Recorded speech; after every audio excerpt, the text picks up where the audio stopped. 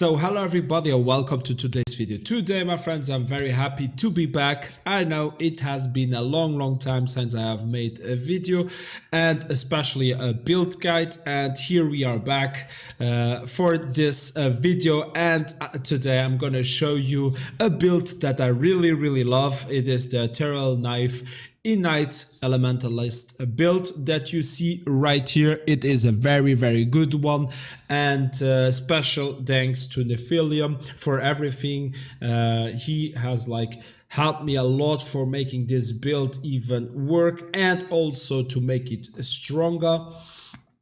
It is a very good build, you will see, and I love it, as I said. And yeah, I mean, and I'm very happy also that today I am making this video because I'm gonna now bite the Headhunter very soon, and so I'm gonna change also a bit the gear, you know, to min-max and make it even stronger. I'm gonna invest a lot into this build because I really love it, but the version that I'm gonna present you today is already very poggy.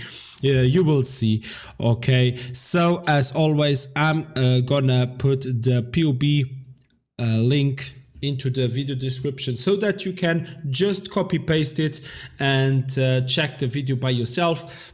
It is also like the damage is also updated. I mean, everything is already confed, so that means that you will see already the real damage. Okay, thanks to Nephilium also for setting that up. Okay, as always, we start with the pros and the cons. We go to skill gems, then gear and flasks, then to the skill tree and remainings, how I play it, and I'm gonna show you a gameplay of a tier 16. I'm gonna ulch it and rare it, and so that you can see how this build behaves. I'm gonna even put some delirium on this map. Okay, so yeah, let's go for the pros and the cons. So we are starting now with the pros and the cons. If I'm thinking about the pros of this build, it is an amazing build. It is very nice for mapping, okay? Not that good for bossing because we are actually a bit squishy, okay?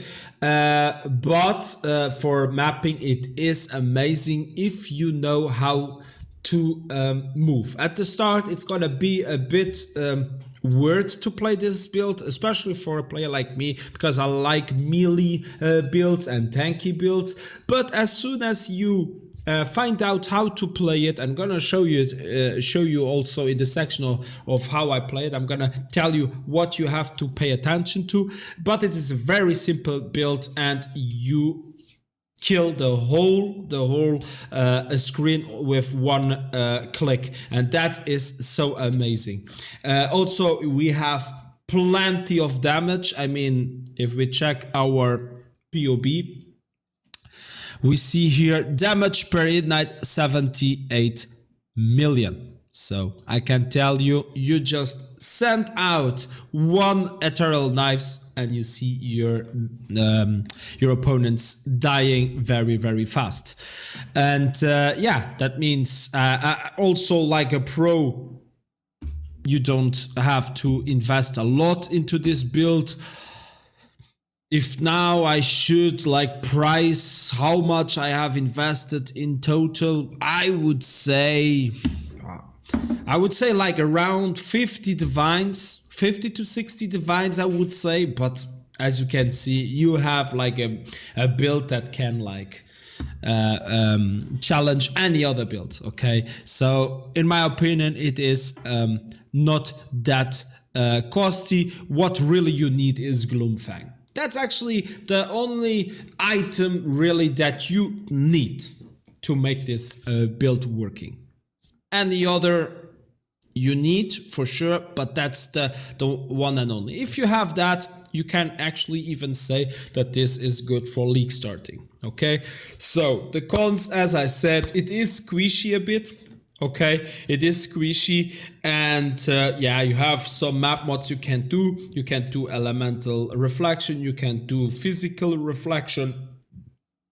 And yes, the map mods like you can't regenerate life and energy shields and so on, okay? But for the rest, I mean, there is not much to say against it. I really love it. Is maybe a bit slow, we don't have a lot of movement speed, but if you play with an robot you are very fast. Actually, for me it fits, but you have to see for yourself. So this was for the pros and cons. Let's go for the skill gems.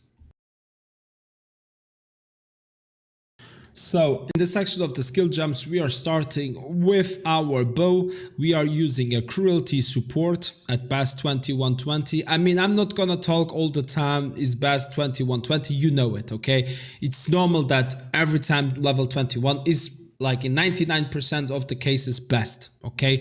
So we have cruelty support with awakened unbound elements, but if you buy the unbound element, it's also okay.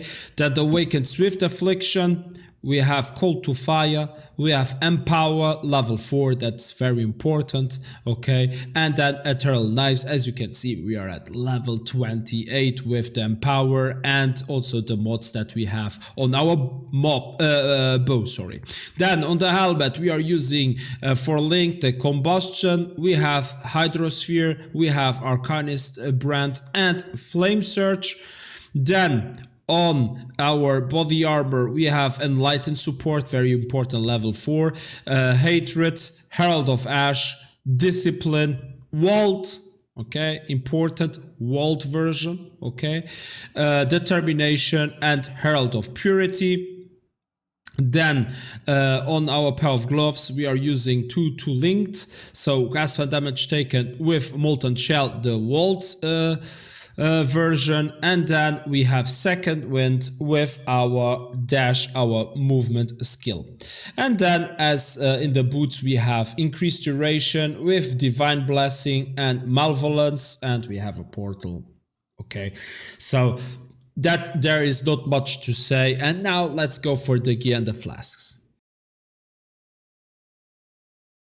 So now, my friends, we are going to talk about the gear and the flasks, the section the most important for me in any video. I mean, we are using a bow, okay? What is important to know is the enchantment would be nice. I mean, quality does not increase physical damage, grants 1% increased elemental damage per 2% quality. That's nice to have, okay? But the most important, it is the mods, +1 to level of socketed gems, and then we are gonna craft, okay, the prefix +2 to level of socketed support gems. That's the most important, those two mods. Then what we want is damage over time multiplier if we can afford it, and cast speed, okay? That's the most important, okay? Then we can have a reduced attributes requirement. That's also very nice. As you can see, this bow only needs 126 dex because we are trying to get dexterity everywhere so that we can equip our bow, but with such a low dexterity we can actually like chill down a bit, you know, on getting dexterity in any other item. As you can see, we are at 164, more than enough, okay? Then, and the helmet we are using, very important, determination has a 30% increased mana reservation efficiency, very important, this enchantment. And then we have a double implicit, okay, of increased mana reservation efficiency of skills. 9% is enough, more is better, but 9 is enough. And then increased area of effect, okay? And then we are, what we always need or are trying to get on the items is strength and dexterity until we get the amount that we need. So we have strength here, we have life here, and resistances, okay? Very simple. As you can see, any other defensive stuff like increased armor and energy shield is nice to have, it's bonus. Then in quiver we take the this one and increase projectile speed. Why? Because more projectile speed we have, the farther our ethereal knives are gonna fly. Okay, so more projectile speed, that means also more area of effect. So we want more projectile speed, and as you can see, and then the most important here is gain 15% of physical damage as extra fire damage, and gain 30% or more of physical damage as extra cold damage. That's very important, okay? We have crafted it ourselves. I'm not gonna talk how to craft that. If you want a guide about it, let me know, and I'm gonna make it. Otherwise, we have like maximum life and cold resist or any other resistances. Then the Gloom Fang. So we are allocating foresight. That's the first thing, and the two things that we are looking that have the best role that we want is the projectile speed and the projectiles that have chained gain 33% of non-chaos damage as extra chaos damage. That's the most important. Those two mods. The other values are nice to have. The better, the better.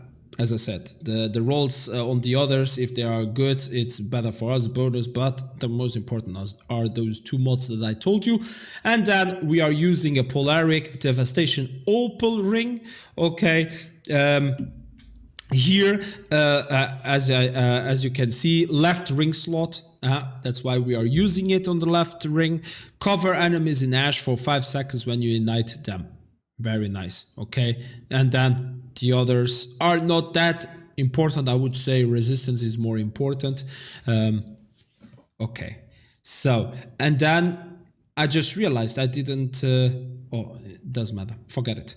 The other ring, we are using a Vermilion ring, okay, because of the implicit, it's nice to have, increased maximum life. Then we have dexterity, area of effect, but the most important, curse enemies with flammability on hit with 32% increased effect, okay.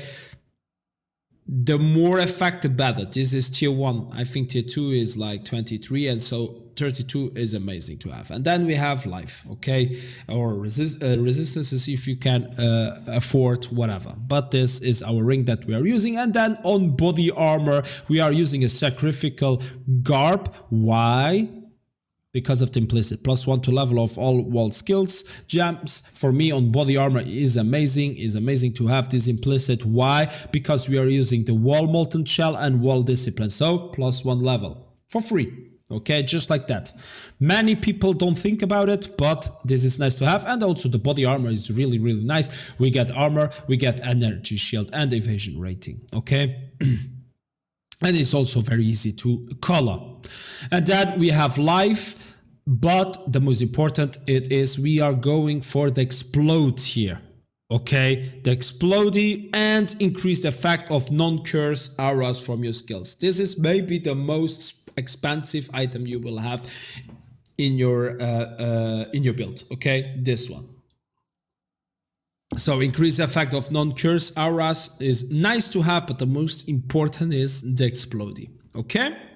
So, and the next, it is the pair of gloves, where we have a double implicit, we have our exposure on hit, applying -11 to fire resistance, and +7% to fire damage over time multiplier, okay?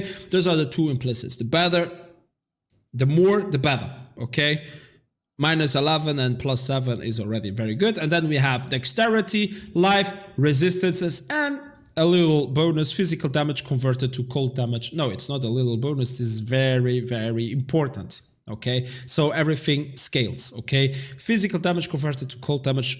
We want that. Okay, then on our pair of boots, we have again a double implicit. It is the ignite you inflict deal damage 7% faster. Very good. And we have some movement speed. Okay, because in my opinion, movement speed is also a defensive stat. Okay, the faster we are, the harder we get killed. Okay, and then we have life and resistances. Simple. And then we are using at the moment still a belt. Okay, a Stygian wise, strength, armor, nice bonus, life and resistances. Okay, to cap them. And then as a jewel, we have life. We have increased attack, cast speed, nice. Armor and attributes, but the most important in my opinion it is life and whatever else you need. Okay, so and then as Flasks we are going for Divine Life Flask, where we have immunity to believing, okay? Then we have Analyst Basalt Flask, okay, Basalt Flask with increased duration, less and immunity to poison during flask effect, and as you can see, used when you hit a rare or unique enemy if not already in effect. And that we are gonna use this enchantment everywhere, okay, easy to get with the new currencies. You know which one it is. Those, yes, I think it's enkindling orbs that you will need, okay, so to get it. Then we have a not serious promise, okay, the better roll the better it is, okay. Then we have here a Taste of Hate. The best is physical damage as extra cold damage during effect, that's the most important. And then here the Cinder Swallow Urn. Why are we taking that? Because of the recover 2% of life, or 3 would even be better when you kill an enemy during Flask. It's very, very, very, very nice, okay? So, and also enemies ignited by you during Flask effect take increased damage. It's also very nice. But this is defensive and offensive Flask. So that was it with the Gear and Flask. And now we are going to talk about the skill tree and the remainings. Let's go. So now we are going to talk about the skill tree and the remainings. As you can see, you will just copy this tree. I'm at the moment at level 98. At level 99, we are done with our tree. So one level to go to get this extra jewel spot. Okay, we are still not there, but we will get there. But it doesn't matter, okay? And we are going for the Elementalist, as it's written in the title. You will just go for Shape of Storms, Shape of Flames, and Heart of Destruction. Okay, so what can we say about the skill tree? We are using the jewels that we are gonna use on this tree. It is gonna be always maximum life, fire damage over the time multiplier, or damage over time multiplier. That's the best, and then some resistances to cap it if you need it. Okay, otherwise, the best would be, I think I have one right here, if I'm not mistaken. Yeah, damage over time multiplier, fire damage over time multiplier, and life. That's the best, okay? If you can still afford some resistances, even better, but that's gonna be costly, okay? Those are the jewels that we are gonna use. What can we tell about the cluster jewel? We are going for large cluster jewel, I think even 2. Yeah, the one we are using is gonna be a large cluster jewel with disorienting display, prismatic heart, and skill is Sadist. Why are we going for the 3 and we are just using the 2? Because if we go with this constellation, we are almost certain always to have disorienting display here, and we are not gonna need it. So we want Sadist and prismatic heart, okay? On the other hand, this cluster jewel, we are using again an increased elemental damage with disorienting display, and prismatic heart and skill is Sadist. So both 2 times the same large cluster jewel.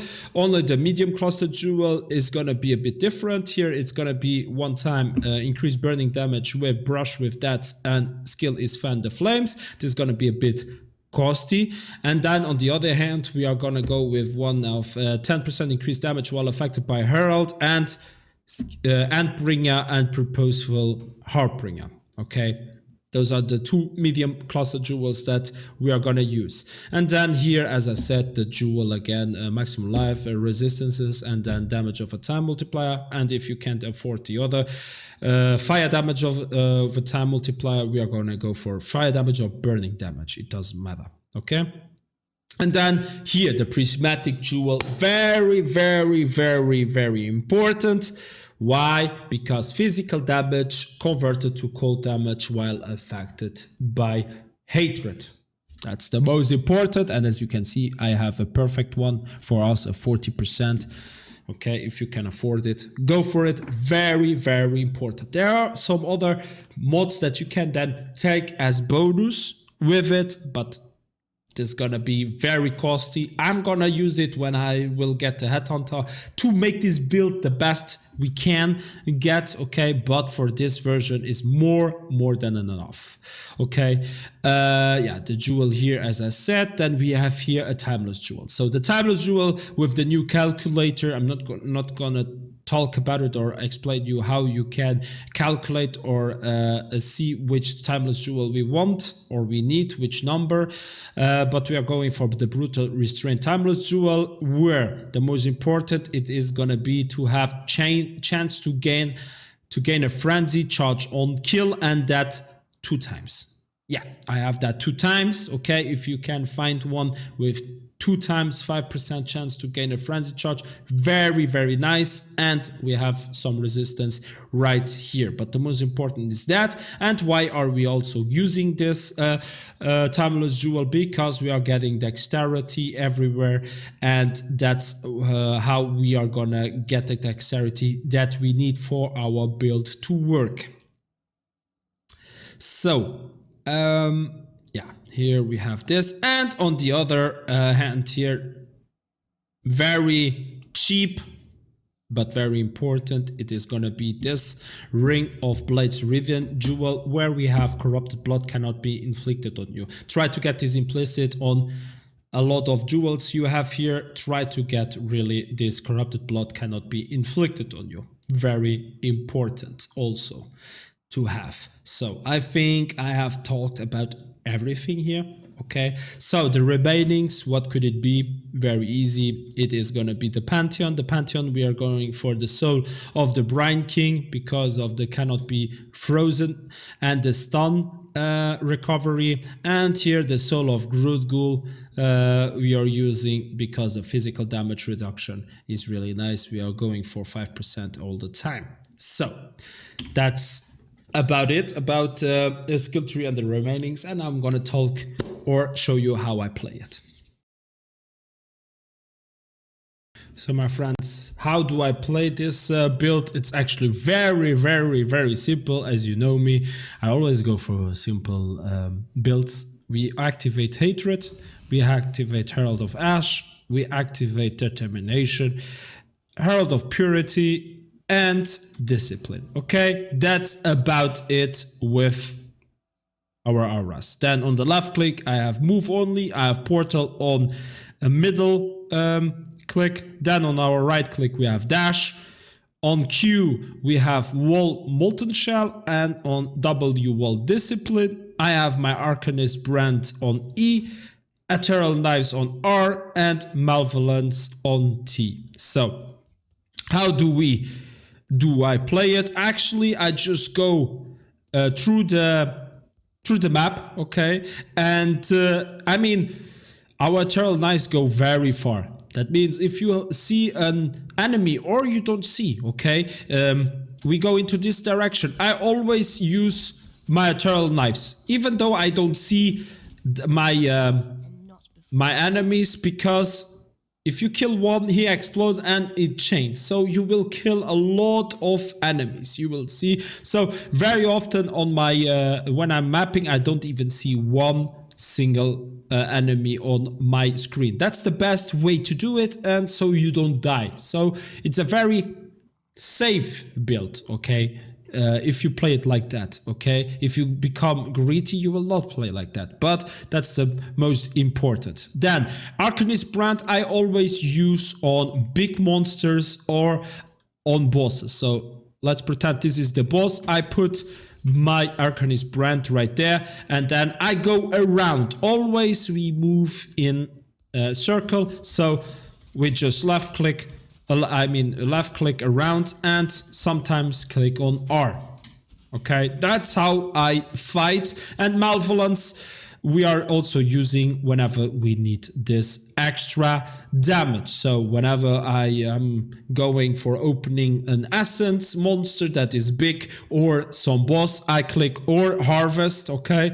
On harvest I activate them, I click on T, put Arcanist brand, and then I wait for them to spawn, and then I do this, okay? Very simple, as you can see, and more you don't need. And then we have our wall molten shell and wall discipline. We use whenever we need it. The wall molten shell if you see, oh fuck, I'm about to die, or wall discipline if we need now energy shield, okay, because we are low on it. So that's actually how to play it. And now I'm gonna show you some gameplay. Let's go.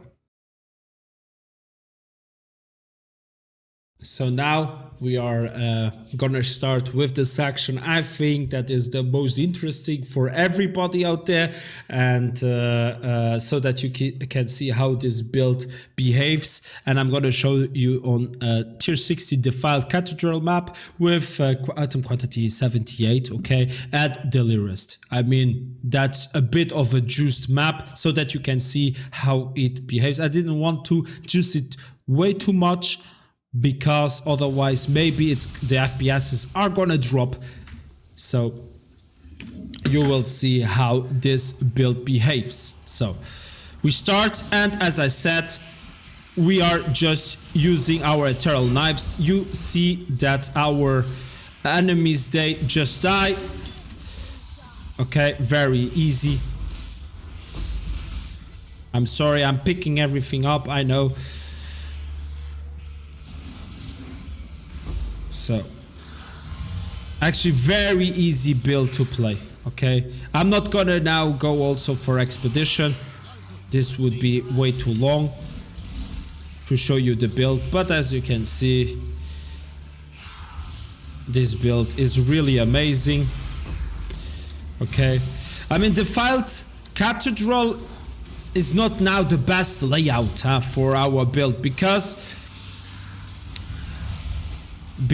it's not open, you know, not much open, right? The more open the map is, the better it is for us, right?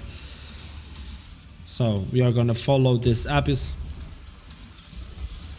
So as you saw, maybe I've put like the Arcanist Brown down, and sometimes I'm like going for the Malevolence also. I'm activating. I'm gonna show you just how fast this works. I hope it's not a big boss, but it shouldn't. Didn't pay attention now to the loading screen. But look, very easy. The eternal knives go very far. Oh my god. Diaz, what are you doing?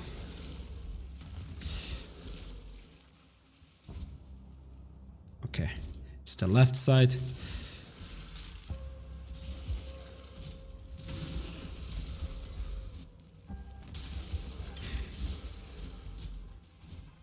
Now at the boss you will see, I'm gonna activate Malevolence and then put Arcanist Brand. Malevolence, Arcanist Brand, and look how fast he dies. I mean, this build is like really strong if you do it right. And if you play defensive, you don't die, okay? If you're not greedy, okay? Well, let's take this. It's not the fastest build. As you can see, we have not much movement speed, but yeah.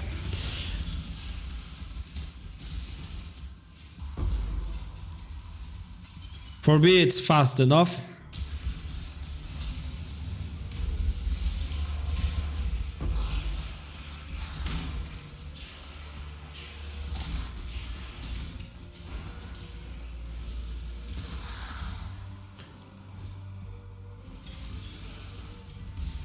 Well, we have harvest. I can show you that also.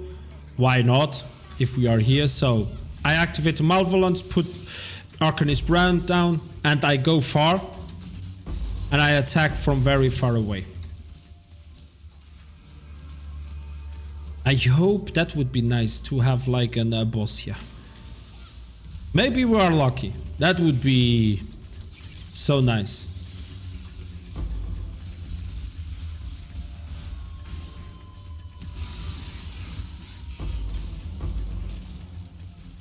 Look, they die very fast. No. again. Look, for example, I attack from here. I don't see the enemies, huh? But I'm attacking off screen. I'm hitting them because we have so much area of effect.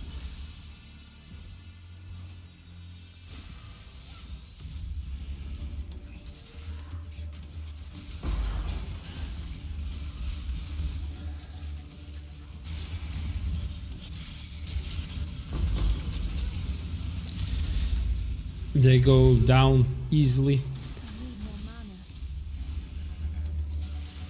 I hope this section is not too long for you to watch me doing this map for so long. But I have seen that most people, when they see or watch a build guide, that this section is the most watched. So that's why I'm taking more time than usual. No boss, I think that here we don't have, no, we don't have any crop. Too bad. Would have loved to watch, to show you how fast the boss goes down here. But unfortunately, we are not that lucky.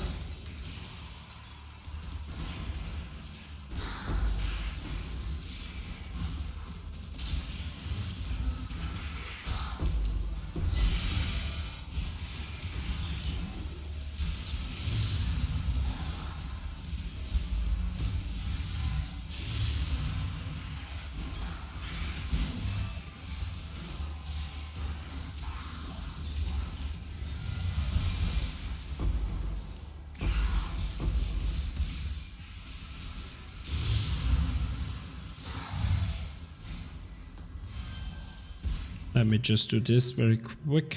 No, off.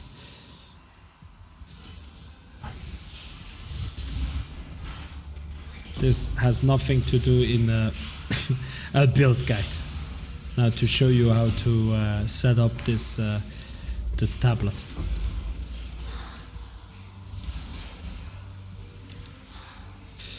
Unfortunately, no one-puncher carry. That would be nice to see one drop in this build guide. But yeah, that was it, my friends.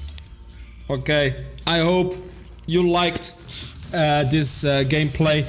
I hope you saw the power of this build. It is a really nice build. You really can go for juiced maps.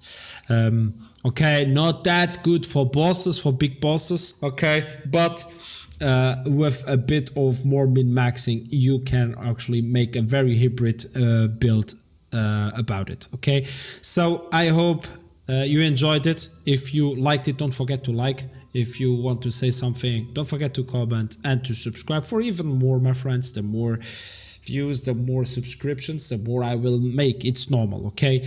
And for the rest, thank you so much for watching. Have a nice day, nice night, and see us on the next stream or on the next video. Bye bye, my friends. Love ya.